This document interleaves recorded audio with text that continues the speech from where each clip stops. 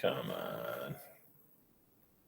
That works out though, because there's only 3 of you, including online. So this will give people some time to show up while I try to figure out what's going on here. Because I don't want to do that. Display settings. They're recorded this way. This little pre-lecture can turn into an instructional video on how to fix the settings, assuming I can get it fixed. Display. Okay. Rearrange. Detect. Want that.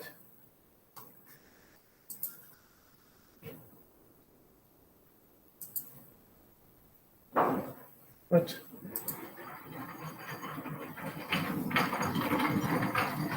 Goodness gracious. Well, sorry, guys. It'll just have to look a little bit wonky. That's all I can tell you. Well, luckily, like I said, the attendance isn't good. This is good because I can't pull the attendance up because then you'll all see it. So I can memorize who's here today. But since I'm recording, we'll say it. In person, we have Thornabar, O'Brien, Tyrus, and Cooper, and 0 people online. So even though I'm recording, I would say, I guess for those of you who are going to watch the video, or I guess if you come in late and have to watch the video, I'm going to do the same thing I've been doing. I'm going to present keywords, and then at the end, once the video is ready, I'll post it. So for your email, just include the keywords. Yeah, and if you get that done before I post the questions, and that's it. Anyway, I guess the keyword today will be DNA. That's the first keyword. Let's see. Here we go. So you guys can kind of see that, right? I'm sorry it looks like garbage, but I don't want to spend any more time trying to fix it. Actually, let's go through announcements very quickly. I'll remind you lab, right? If you have lab, or if you've turned it in and you've done it and I've given you a grade for the full lab, not just the pre-lab, then you don't have to come into lab today. Of course, then again, if you are that person, you know, because I said it as I graded it to you, it's like, hey, good job, you don't have to come into lab. If you do come into lab today, make sure you bring a computer or whatever device you normally use, you should bring it. I'm going to try to bring some anyway for people who don't have them, but you should probably be better if you have your own because you're familiar with it. We are moving right along. This is a pretty quick and easy chapter because it's about DNA and RNA, and we've already talked about, and proteins. We've already talked about a lot of this stuff, so we can kind of slide through it pretty quickly. So the exam might be next Friday. So go ahead and start thinking about that. And thinking about like your schedule. Is there something coming up on Friday where you really don't want to do it on Friday? You'd rather do it on Wednesday or Monday. Start thinking about that. And if you have any conflicts, let me know. As always, I will try my best to work around your issues. So are there any questions about announcements? Exam is on chapter 8, 7, 8. Oh, great question. The exam will cover chapters 8, 9, and 10. So basically all DNA stuff, whether we're talking about how it duplicates and separates in chapter 8, or genetics, which is what it's responsible for in chapter 9, or the structure and function of it, as we're about to talk about in chapter 10. So great question. Anything else? I did get good news. As I'm getting closer to grading all that independent work that I was presented with last weekend, the grades have really gone up for the first time in the semester, I think, off the top of my head. We now have more B's than any other grade. So there's 7 B's and there's less, fewer C's than that, fewer D's than that, fewer F's than that. So it's really looking good. And I think we might have the smallest amount of F's than we've had in the semester, at least since we first started getting real grades. Whew. Anyway, let me close the door and we'll talk about chapter 10, the structure and function of DNA. This is a really, really relevant chapter.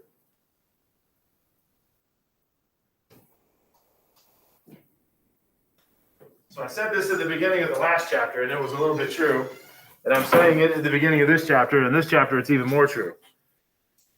This is the chapter more than any of the other last 2 that'll really give you the base understanding, the base knowledge that you'll need to understand viruses like COVID-19 and understand how mRNA vaccines work. Granted, I'm not going to talk specifically about that stuff, but this is going to be the background knowledge you need to know to fully understand that stuff. So when people say do your own research, if you don't know this stuff, you can't do your own research, which is why I posted that thing on Facebook like a few weeks ago, if you remember. I listed all these scary things about the mRNA vaccine And all they were was just regular old things. I just said it in a scary way, right? Because that's what a lot of misinformation people try to do. They either lie to you or they'll tell you something that's true. And if you don't know about biology, it sounds scary. So let's move forward. Yeah, normally, again, your chapter always starts off with this, why this chapter matters. And it gives you some pictures and you try to guess. I'm going to save the time. This talks about how you can use bacteria to bioengineer certain things that humans need. So if you know anybody who takes insulin these days, it came from a bacteria. They took the human gene that produces insulin, right? And they put it into bacteria. And even though these bacteria are prokaryotes, they are producing human insulin, right? Because we took the gene out of a human and put it into a bacteria. And you'll learn more about that.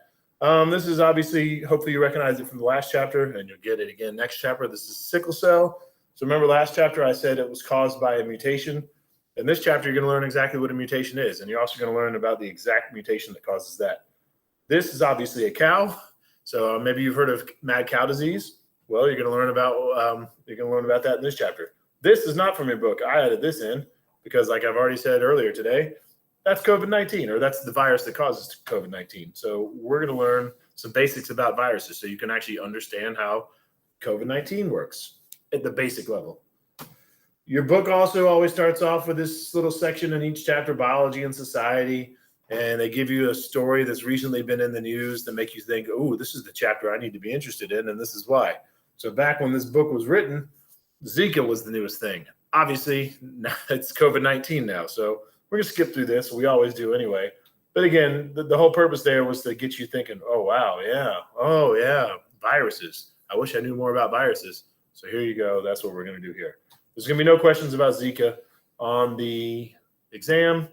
There might be some on the study guide just because it's in the book. There we go. Now we're getting into the meat and potatoes. This chapter is broken down into 3 main bullet points.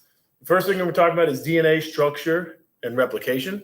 And a lot of this is going to be review because remember back in chapter 3, when we talked about biological molecules, we talked about DNA, right? We talked about nucleic acids. Those were one of the 4 biological molecules we talked about. Replication, you already know from chapter 8 that it happens in S phase of interphase, but you can learn a little bit more about it. After that, we're going to talk about how we go from DNA to RNA to protein. That's really important, especially when we're talking about how the mRNA vaccine works. And then, of course, we're going to talk about viruses and other non-cellular infectious agents. So here we go. Let's jump into it. Your book presents this almost like a timeline. So I do too, because I teach out of the book because it's the 100 level course. But I'm certainly not going to have you memorize the dates or the chronological order. I'm just presenting this the way your book presented it. And I like it too, because it also kind of makes sense logically. It's like, all right, what did we used to know about DNA? And it kind of like shows you how we progressed, which is good because I'm asking you to progress right now. So first thing you need to know, and what we knew in the 1800s, was that DNA was known to be a part of cells. That's all we knew. And again, I'm not going to ask you any of this, so you can take notes if you want, but this won't be on the exam. There will be one exception, and I'll tell you what it is when we get there. So yeah, by the late 1800s, we knew that, hey, there's this stuff. There's DNA in these cells. That's it. Had no idea what it did. None of that.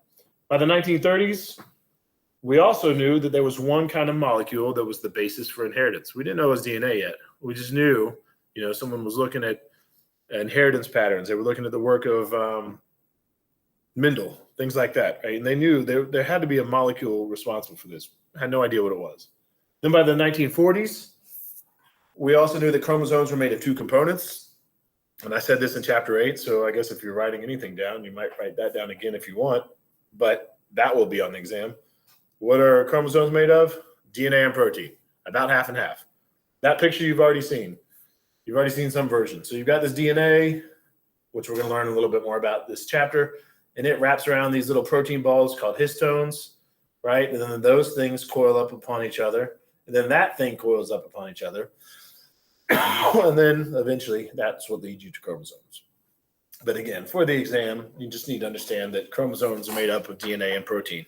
And remember, the last chapter when we talked about epigenetics, that's why this whole idea of protein is important, because the fact that the DNA wraps around the protein, it influences how the DNA is red. Like, how do we go from DNA to protein?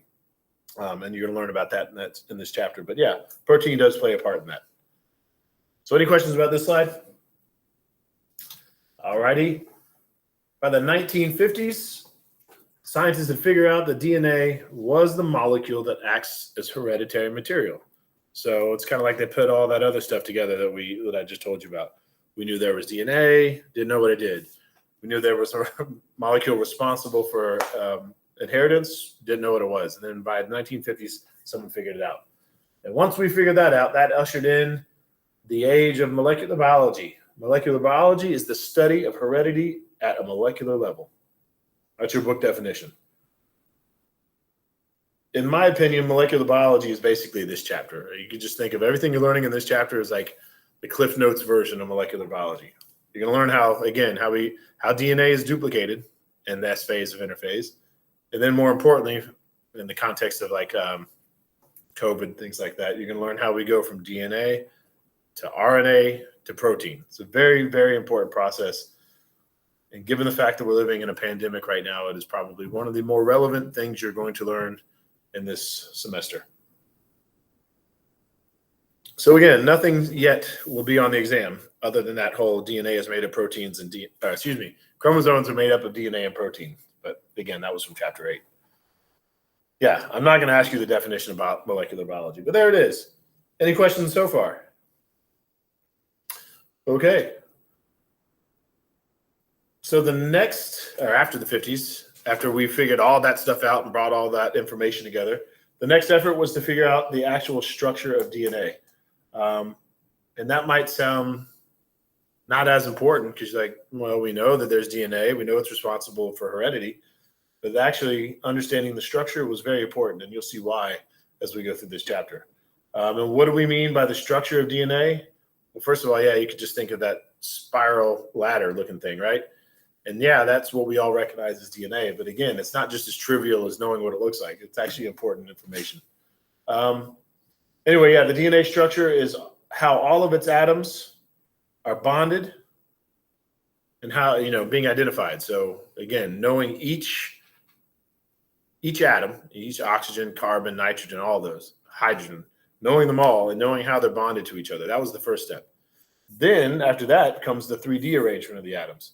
And again, at this point in the 50s, that 3D arrangement was not known, but it was very important because that 3D arrangement gives it its unique ability to store genetic information, to be able to copy that information, and then to be able to pass it along from generation to generation. So all the stuff you've already learned about basically in chapter 8 and chapter 9, like how DNA is used, its 3D arrangement allows it to do that. Again, a structure function thing like we talked about way back in chapter 1. And again, nothing yet on the exam. So this slide is still just an introduction to the information that you're going to need to know.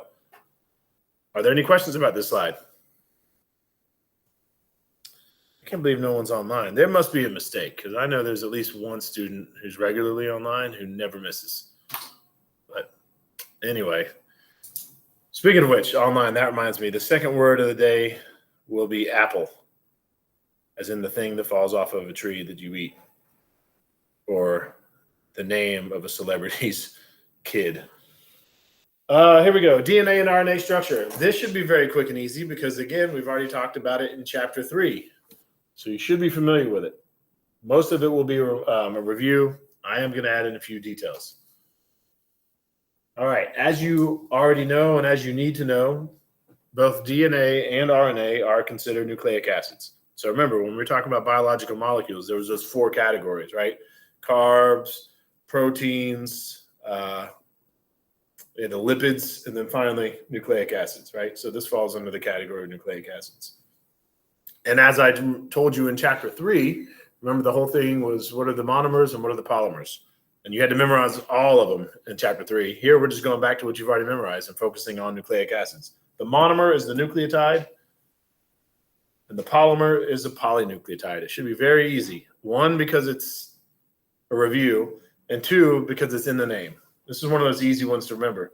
Oh, it's a nucleic acid. What's the monomer? Nucleotide. What's the polymer? Polynucleotide. Right? Proteins is a little bit harder. because the names just didn't add up. Oh, it's a protein. What's the monomer? Amino acid. Okay. What's the polymer? Polypeptide, right? Those things just weren't intuitive. This is very intuitive. Nucleotide is the monomer. Polynucleotide is the polymer. You need to know that. If we're talking about DNA, let me make that clear on the screen. This must have been my mistake here.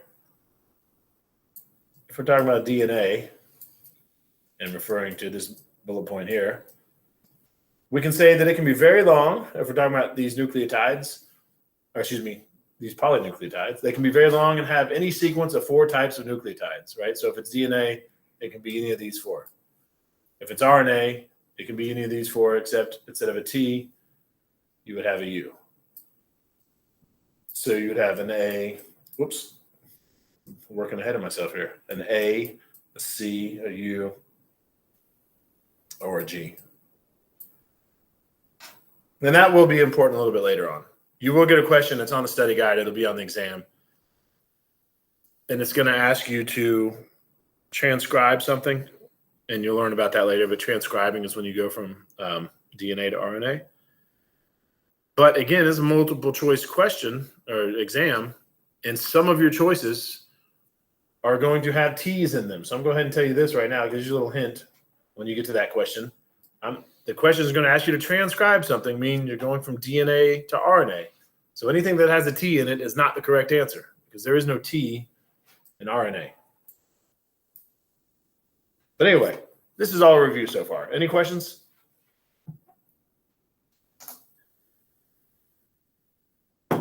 All right, let's move forward. Here's the structure again. You've seen it. This is all the same thing. We're just looking at it 3 ways. This one here is kind of like a 3-dimensional view of it, sort of, kind of. This is less like a 3-dimensional view up here here in the middle. It's more like you took it and you flattened it out. Also notice here, we're looking at 2 different strands, right? This one DNA molecule, as we said in chapter 3, is composed of 2 strands. And in this picture all the way on the left, you can see both strands. Here in the middle, we're just zooming in and looking at this one strand. So again, hopefully you recognize we see sugar, phosphate, right? That sugar phosphate backbone. That's what makes up, that's the backbone of the nucleotide, the string of DNA. And then of course we have the bases, the A's, the C's, the T's, and the G's. So this whole thing, again, that we're looking at in the middle and also on the right, that is a polynucleotide, right? That's the polymer. And then here, this part right here, we're zooming in. We're not really zooming in, but we're boxing it up to say, hey, look, this is one nucleotide, right? The sugar, the phosphate, and the nitrogenous base, right? That's what it is. And it's just a review. So none of this isn't new information. So do you have any questions so far? Sorry, I'm moving quickly because we are behind. And again, this is a review. Nucleotides, still a review, but it's very important information. What holds a nucleotide together? That string of nucleotides. What holds it together? It's covalent bonds. That's very important. This is not trivial.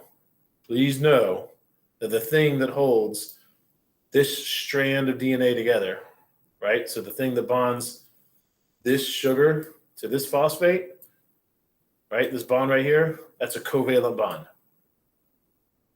So remember, in chapter 2, when we learned about bonds, I said one of them is the weakest type of bond and one of them is the strongest type. And covalent is one of those 2. Do you guys remember if it's the strongest or the weakest bond? Strongest. It is the strongest. Good. And that will be important later in the chapter. So please remember, nucleotides are joined by covalent bonds. And also be very clear, when I say that, what I mean is this one nucleotide that you can see in this picture, right? Here we're looking at this one nucleotide, this one strand of DNA. We're saying that, all right, let me make sure I'm phrasing this correctly. Your book already has a box right here, right? So we're looking at this one nucleotide. This one nucleotide is covalently bonded to this nucleotide. And again, this nucleotide is covalently bonded to this nucleotide.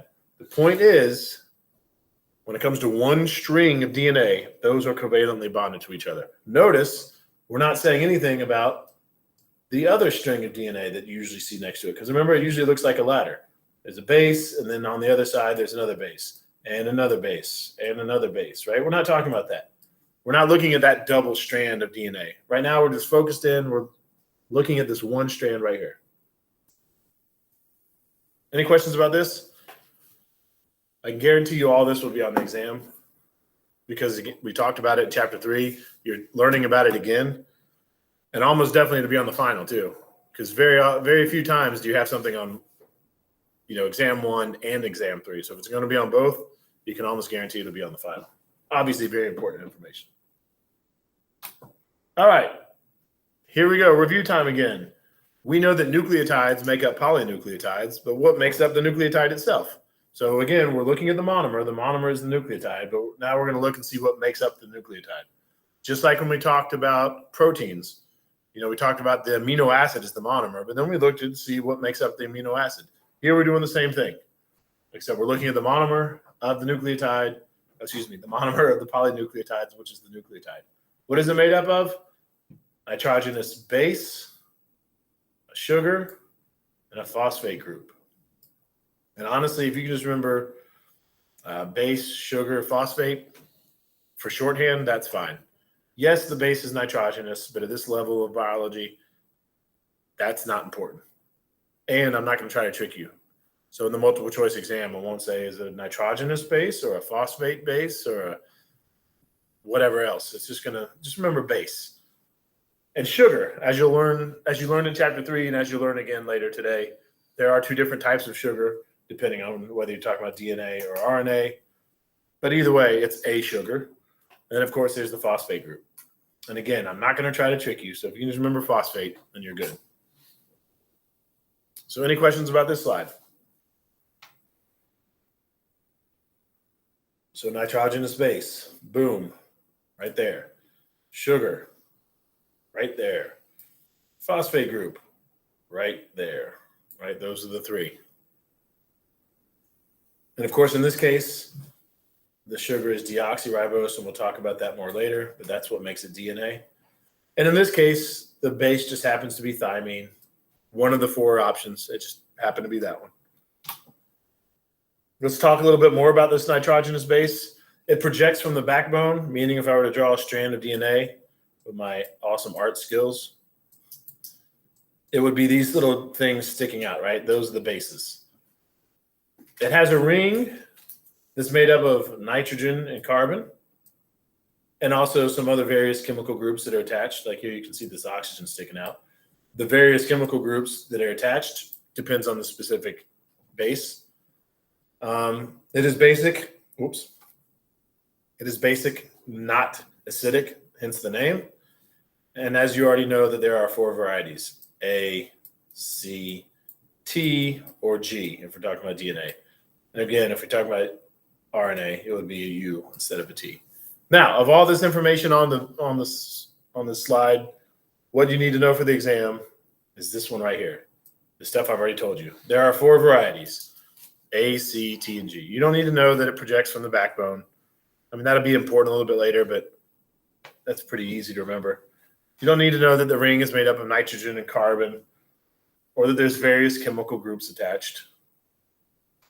Just know that there's 4 varieties of nitrogenous bases. So we don't need to know if it's base. No. Basic. Good question. No.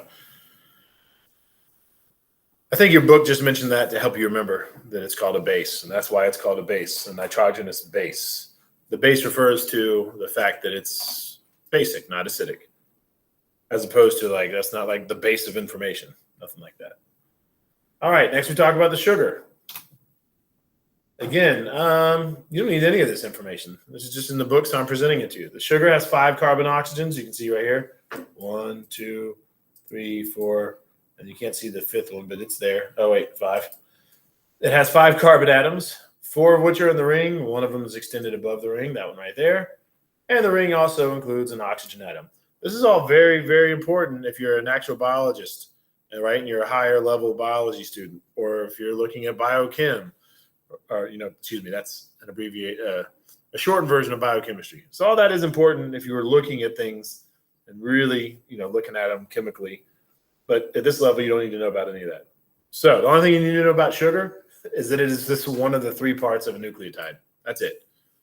All this other information right here was presented in the book, so I did too, but I'm not going to ask you about it on the exam. All right. The next and final of the 3 parts of a nucleotide is the phosphate group. Just like the sugar, you do not need to know any of this for the exam, but your book includes it, so do I. We're talking about the phosphate group. That's this bad boy right here. Here you can see there's a phosphorus in the middle. Ta-da!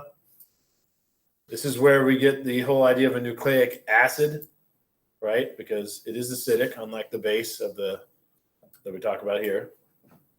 And it has a negative charge on one of the oxygen atoms, this bad boy right here. And that was important when we talked about ATP. Remember, because I said, how does ATP get on all that energy? I said, the more energy it takes to build a molecule, the more energy is released when you break it, right? And I said, that's why ATP is so energetic, because it has 3 of these phosphate groups. And that phosphate group is negatively charged. Plus oxygen is a negative atom anyway. Plus, when you're looking at all these double bonds, that's also a lot of electrons, right? So those things, it takes a lot of energy to get those things together. But anyway, back to what you need to know for the exam. Phosphate group, it is one of the 3 parts of the nucleotides. That's it. And of course, I guess I'll go ahead and point this out again to remind you. It is the phosphate group that is covalently bonded to the sugar, right? Covalently bonded to the sugar. Phosphate group, sugar. Phosphate group, sugar. Phosphate group, sugar. That is the sugar phosphate backbone. That's why they call it that. So any questions about this slide?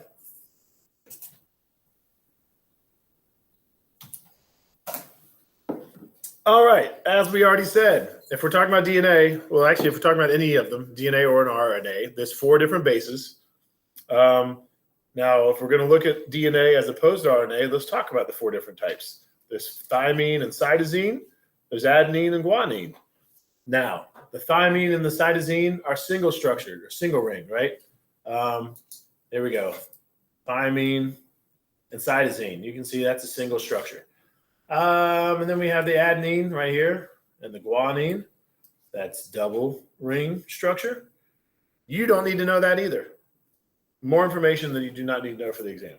That is not important for anybody at your level of academics. Yes, sir.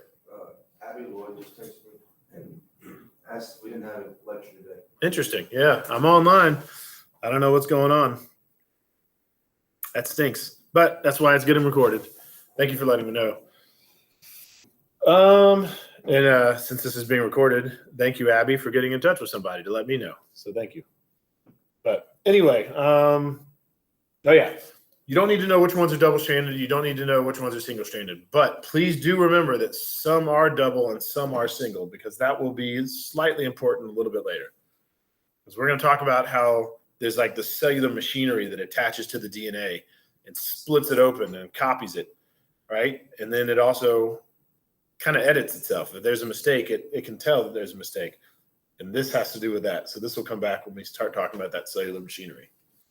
And of course, this picture, I also included uracil, which is not one of the 4 of the DNA, but it is the one that's different if we're talking about RNA. Any questions about this? Again, you need to know T, C, A, and G, but you don't need to know their full names. You don't need to know which ones are single-stranded. You don't need to know which ones are double-stranded. I've already kind of hinted at this, and you already learned about it in Chapter 3. But RNA and DNA are almost exactly the same, but there are some differences. And as you would imagine, you need to know the differences. The first one, as I've already mentioned many times today and many times in Chapter 3, RNA does not have a T. It does not have a thymine. Instead, it has a uracil. It has a U.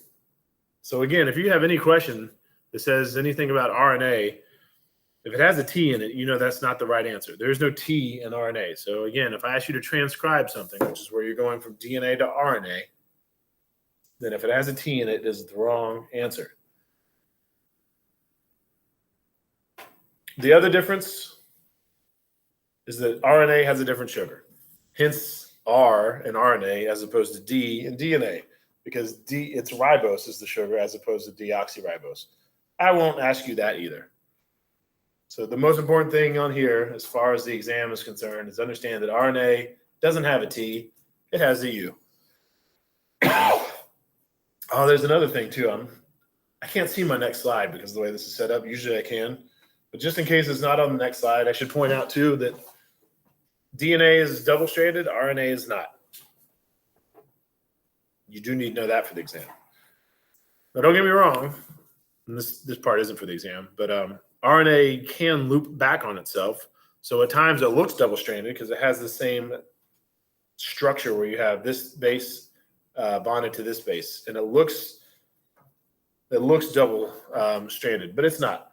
It's still single-stranded. It just folds up on each other sometimes. And you'll learn about that later too. But are there any questions so far? So DNA is double-stranded, whereas RNA is single-stranded. Yep. Unless otherwise. Yeah, always. So definitely for the exam, know that DNA is double-stranded, RNA is single-stranded. And for your own knowledge, I am telling you, sometimes RNA will fold up on itself. One single strand will fold up on itself and look double-stranded, but it's not technically double-stranded. And again, that's for your own knowledge. Won't go that deep for the exam. I see notes being taken. So the next word for attendance will be Atlanta. Why not? In honor of the Braves. All right. I don't know what's on the next slide. I hate this. And it's been a semester since I've done this lecture, so I haven't memorized it. There we go. So if you download this PowerPoint, this here's a video. You can watch it. If you click it, you can see everything I've told you, but animated. Fascinating stuff. Here we go. Now we're getting into some, oh wait, I'm sorry. That's another animation too. So there's something called the Hershey Chase experiment. Don't have time to get into it. You don't need to know it. You can look it up if you want. But again, if you download the PowerPoint, you can click that. This little video that talks about the Hershey Chase experiment. Here we go. Onto a new bullet point. Hooray. We're done talking about DNA and RNA structure. We're done talking about the basics of how those things are built. Now we're going to talk about how some people discovered the actual shape of it. And then once we understand the actual shape of it and with a little bit more detail, once we know more about the structure, then we can talk a little bit more about the function. So here we go. There's two guys, and this is from your book. They had help from a lot of other people. Most famously, Rosalind Franklin, who, I'll talk about her later in this chapter. So let's just leave it at this for now. James Watson and Francis Crick, they determined that DNA is a double helix. They're the ones that did it. I might ask you their name. I don't know. I haven't determined yet. Watson and Crick, you can just remember their last names, Watson and Crick. I'm not big. Actually, I'm huge on biology history and scientific history. But I also realized that this class is not a scientific history class. So I'm torn between including that information on the exam or not. But these are some of the most famous biologists ever because what they discovered is huge. And it's easy to take it for granted now because your whole lifetime we've known the structure of DNA. But again, that structure is very important, and we'll learn about why later. What is a double helix? Well, first of all, I'm about to tell you the book definition, but who cares? Just know that thing that you've always seen, that picture of DNA, like that ladder that looks like it's twisted, that's a double helix, right? Just know what I mean when I say it. But the book definition is, it's a spiral with uniform diameter made up of two polynucleotide strands. I guess if anything, the most important thing I need to remind you of is that when you look at a double helix, you're not looking at one strand of DNA, you're looking at two strands of DNA, right? So yeah, that part's a little bit important. But yeah, it's spiraled, whatever. It's uniform diameter. That'll come back a little bit later, but nothing you need to memorize. Your book gives a little bit of background, again, like the history of how they figured this out. If anything for history, I'm going to ask you these names. I'm certainly not going to ask you how they progressed with their knowledge, but I'm going to give it to you because your book did too. So James Watson saw an X-ray image of DNA that this woman named Rosalind Franklin had produced. We'll talk about her a little bit later in the chapter. Actually, I don't even want to go into this. There's just so much information. It's hard to boil it down to these couple bullet points. Suffice it to say, Watson and Crick, it's not like they did all the work. They were more like a synthesizer of knowledge. Like they just say, all right, you guys knew this, and you knew this, and you knew this. All these people knew all these different things. And they were the people that kind of like brought all that information together to come up with this idea of the double helix. They discovered the double helix by literally standing on the shoulders of giants, if you will, right? They took all this information, which is important.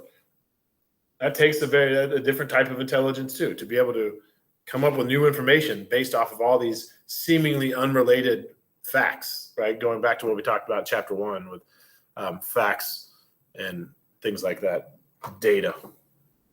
Anyway, again, for the exam, if anything, I might ask you, Watson and Crick are the people who discovered a double helix. For the purposes of understanding this lecture, you need to know what the word double helix means because I'm going to use it. And for the purposes of the exam, as I've already told you before, and this is just a reminder, a double helix is actually 2 strands of DNA. And you learned about that in chapter 8. Yes, you did. I had to think about it and remind myself. But so are there any questions about this slide? All right, next slide. Here's some pictures. Here's Watson and Crick pretending like they're working. I'm sure they were posing. And then there's Rosalind Franklin. There was other people involved.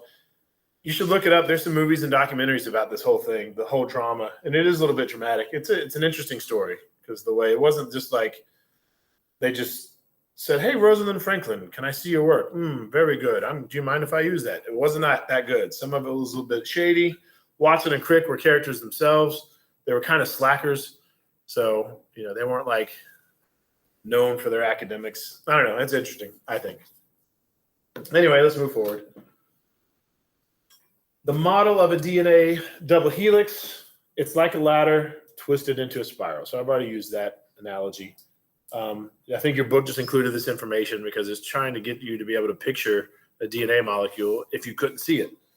But as far as I know, all of you are legally not blind, so all of you have seen a picture of DNA. But if we're talking about this model of it being like a ladder, that means the sides here, right there for one strand and right here for another, that would represent the sugar phosphate backbone, right? These are the parts that would be covalently bonded to each other. The rungs, which would be these things in the middle, in case you're not into carpentry or whatever, you don't know what a ladder is, that's a rung. And those things represent the nitrogenous bases. And here's an important thing, and you don't necessarily need to write it down later because I'm about to hammer this point home a little bit later. But these rungs are connected by hydrogen bonds. So, do you think hydrogen bonds are the strongest or the weakest of the bonds? Weakest, right? Because like I said earlier, covalent is the strongest. So that is an important concept. There might be one test question on it. So as far as grades are concerned, it's not that important of a concept. But to fully understand how the structure and the function of DNA work and how they're connected, you need to understand that each individual nucleotide is covalently bonded, right? The sugar to the phosphate, that's a covalent bond. But the thing that keeps this strand right here bonded to this strand right here is a weak little hydrogen bond. Well, many weak little hydrogen bonds.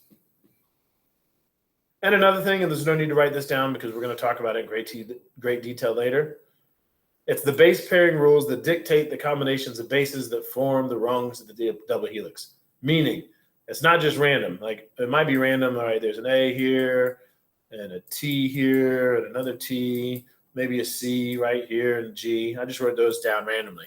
But there's rules that dictate, all right, if this is an A, then this has to be a T. If this is the T, then this one has to be an A. I don't know if you can see what I'm doing down here. If this is a C, this one has to be a G, so on and so forth. And you're going to learn those rules. Point being that it's not random. Any questions about this slide? Moving forward. Like I said, this is a quick chapter. So this is basically what we've already talked about, just a different picture. Here's the ladder, right? So you've got one strand of DNA right here. You've got another strand of DNA right here. The thing that's holding this one strand together, a bunch of covalent bonds. The thing that's holding this one strand together, a bunch of covalent bonds. What's holding this strand to this strand, right? It's the hydrogen bonds between these two rungs. Of course, in this picture, the rungs are solid. So it's kind of hard to visualize it like that, but they're not solid, right? In all actuality, there's a hydrogen bond splitting the middle there. And of course, whoops, if you twist it, then it looks more like the DNA that we're used to right there. Any questions about that slide? Okay. Again, more pictures of DNA. You've seen it before. There it is again. On the left is the ribbon model. It shows both strands of DNA twisted. You can see, this is a better picture. I like it because you can see right here that the rungs are not together. They got these little dotted lines because those are hydrogen bonds, right? So this A is hydrogen bonded to the T, the C to the G, the T to the A, so on and so forth. Connected with those hydrogen bonds, the weakest of the bonds. Meanwhile, this sugar is covalently bonded to this phosphate, which is covalently bonded to this sugar, so on and so forth. Again, the strongest of the bond.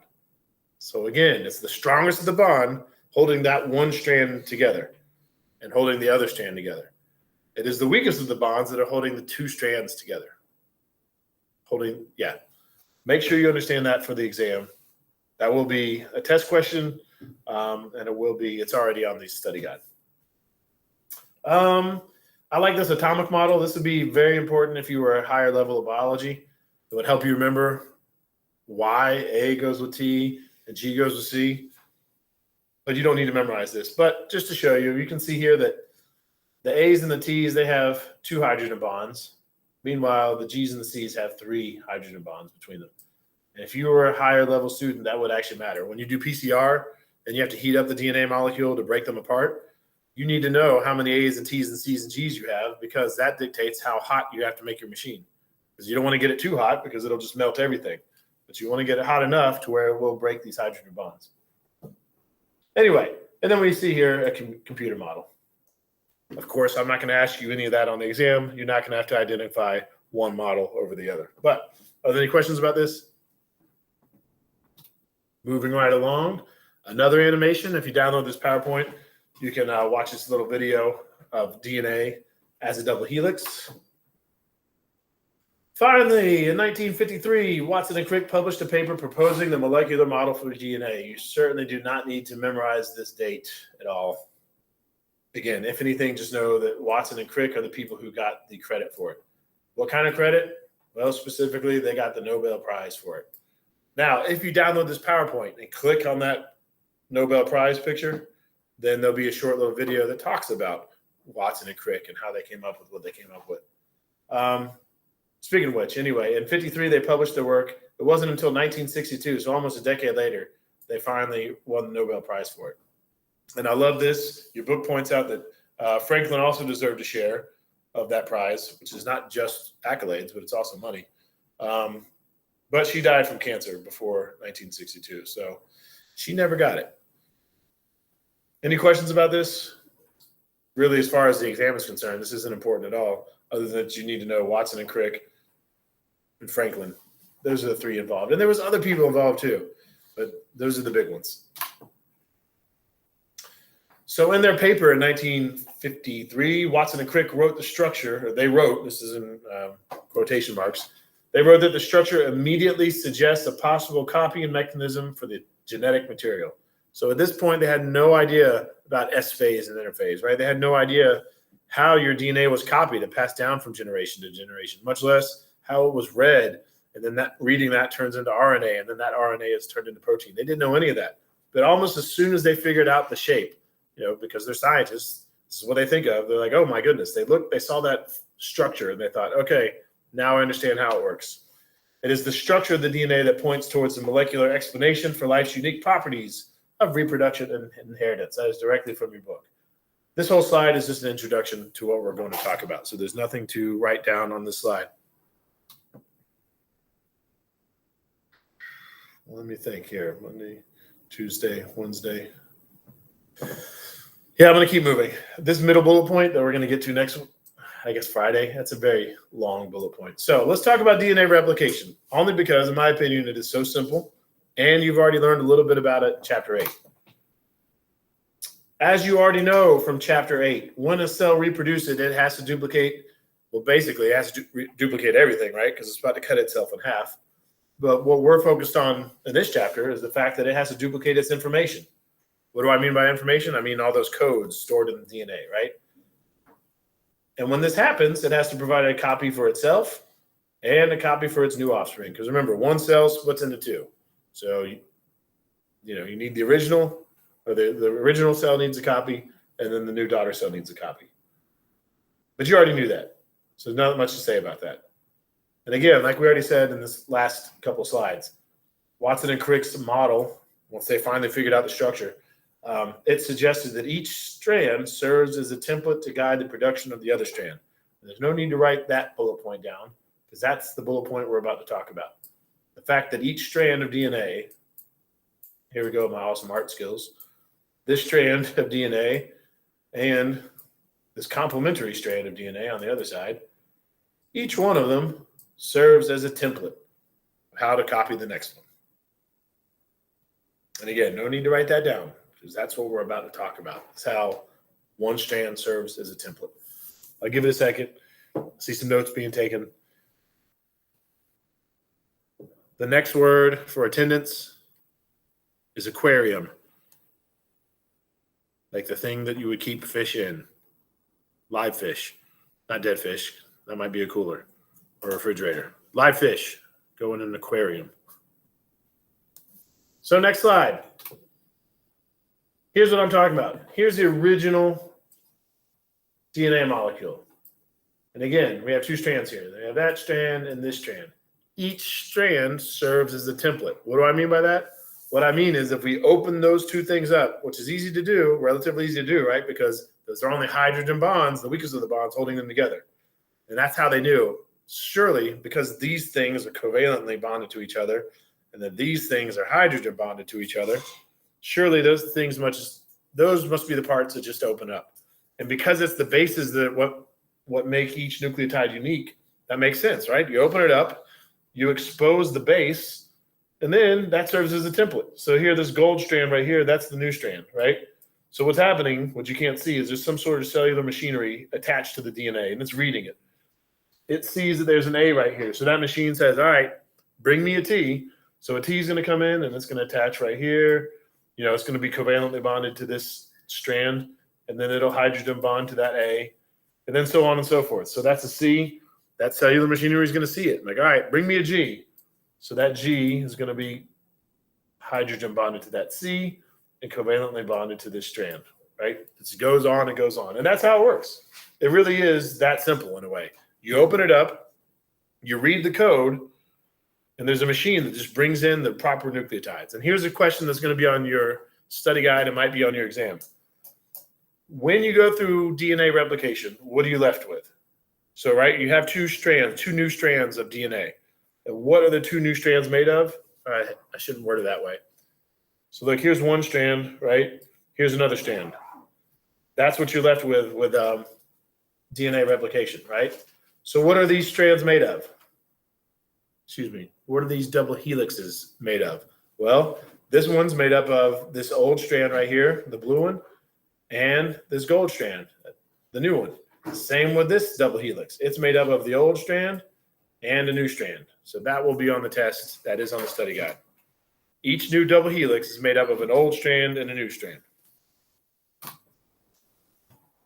And if you download the PowerPoint, you can watch that cellular machinery I'm talking about, rip open the DNA molecule, read the code, bring in the new nucleotide and covalently bond it to the previous one and hydrogen bond it to the template base.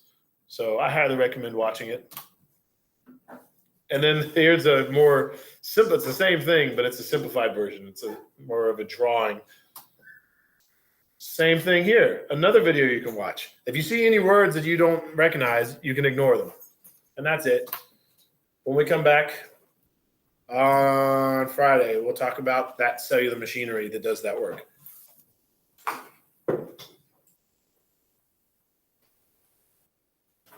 For those of you who are watching the video, I apologize. I'm online right now. I don't know why you weren't able to get on. But those are the risks you run if you choose to not come to class. I get it.